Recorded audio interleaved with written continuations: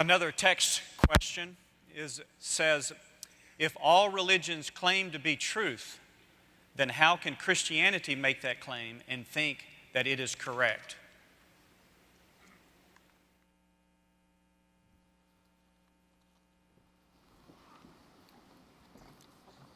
Appreciate that question, and it's a question that has the assumption that is very correct. Oftentimes the Christian takes the hit that he or she who is a follower of Jesus Christ is the only one who lays claim to exclusivity. That is not true. Gautama Buddha was born a Hindu, and he renounced two of the fundamental doctrines of Hinduism, the authority of the Vedas and the caste system. He could not accept those two, went on his own journey in search of enlightenment, and came, of course, with the Four Noble Truths and the Eightfold Path and the ultimate extinguishing of desire in his nirvanic pursuit. So he turned his belief away from the religion of his birth in order to find a different answer. Islam is also exclusivistic in its claim, in all of its precepts and its 5 pillars and so on. What about these contradistinctions?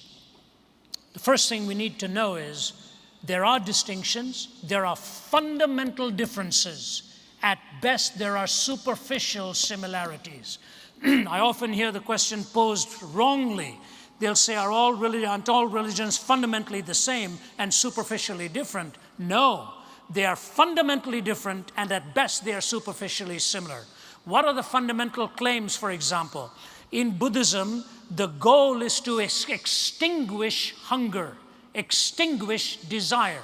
I remember talking to the first woman monk who was from Thailand to be ordained into the Buddhist priesthood.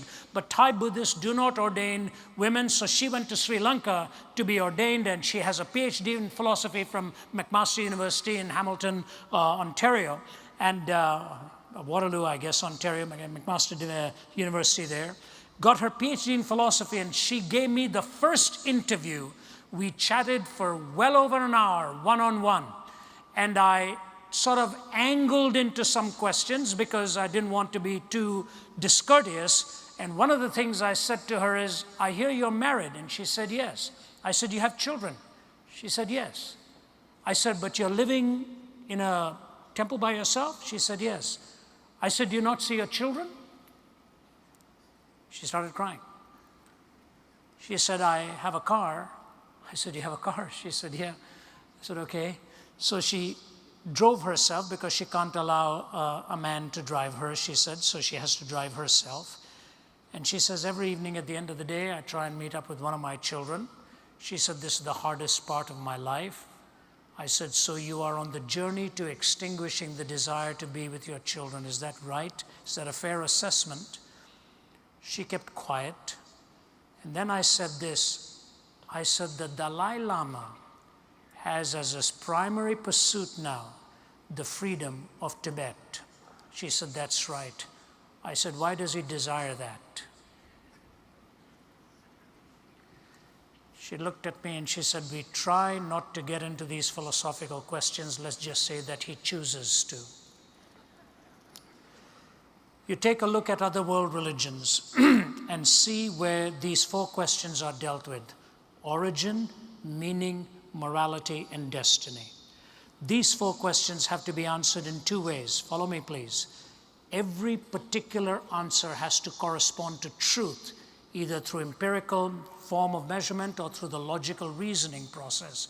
And when those 4 answers are put together, they must cohere and not be incoherent. So the 2 tests, correspondence and coherence, I guarantee you, only in the Judeo-Christian worldview will you find these 4 questions answered with corresponding truthfulness and with the coherence of a worldview.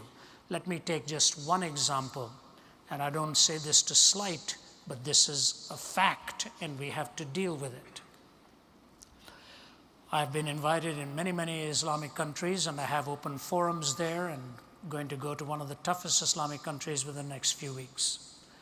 They've hosted me in many parts there, and we've had dialogues. I want to give to you 2 things.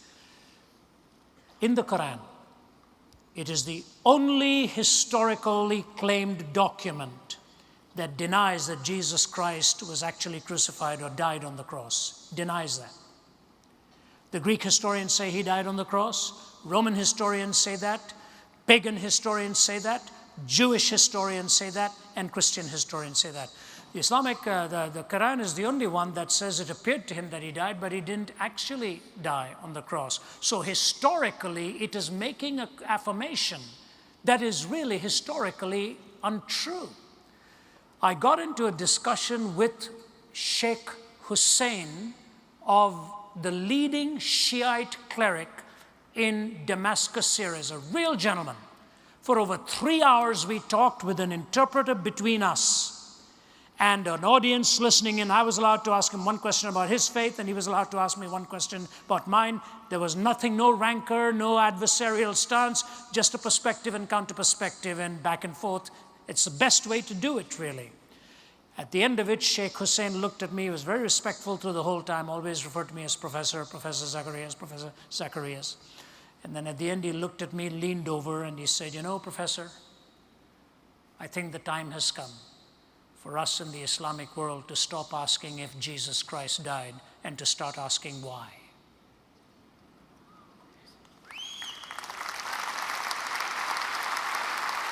I said to him, "May I quote you on that, sir?" He said, "Yes, you may. I'm hopefully going to go there before long, and I hope we can meet up again." Origin, meaning, morality, and destiny. The Judeo-Christian worldview is not the only one that claims exclusivity, but it's the only one that takes those 4 questions with corresponding answers that are truthful and coherent answers that stand the test of time. And the ultimate answer of the resurrection from the dead that gives you hope and meaning. I see we have one more question left, and that's the sign here. I'll be happy to take that. I just want to add something to that very, very quickly, because the question comes also in this fashion. Have you studied all the religions in the world in order for you to know that your religion is right? Could it not be possible that you have missed something? Now, that sounds like a very daunting question, but it's really not that difficult to deal with, because all the worldviews in existence, all the worldviews that exist can actually be grouped at the very basic level. You could spend an eternity maybe studying just one of these religions. But all the worldviews in existence can be grouped under only 3 categories, all the worldviews. The first category is the view that only the universe exists. The other category is only God exists. Of course, you find naturalism and atheism on the left side, only the universe exists. But when some Eastern religions will tell you only God exists, and that's cashed out in different ways. I'm just using the word God, just to make it easy for us to grasp these concepts. Then in the middle, you have the view that both God and the universe exist. Both God and the universe exist, and under that you have Judaism, Christianity, and Islam. So it's not difficult to apply the test that Ravi was talking about to these systems as a whole without having to study each particular one. You just need to know what the basic ideas, what the basic thoughts are for these views. Then you can critique all of them without having to be an expert in every worldview that's out there. So it's important for us to know that this is not so difficult to do. We are not making it up in trying to come up with an answer to this kind of a question. This gentleman, very humble guy, and we didn't want to give another university too much of advertising here lest we be thrown out, but he is just finishing up his PhD work at the University of Georgia, and I'm going to carry the work out there.